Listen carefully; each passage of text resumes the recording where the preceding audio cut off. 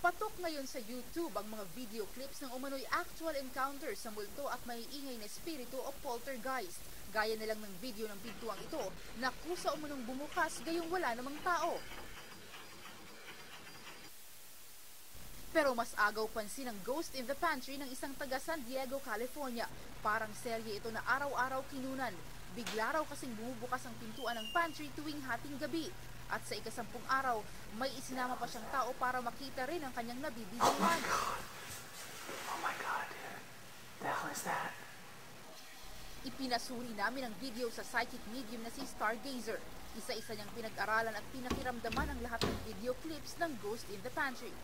Maaring totoo, kasi hindi ko masyado siya nasusuot ng barometer, pero as is may nakikita na ako eh.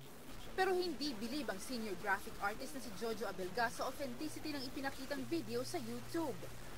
Madali lang sa kontrolin ng transparency ng dalawang elemento eh. Ang elemento indoor, sa ibabaw lang yung subject na kanyari multo.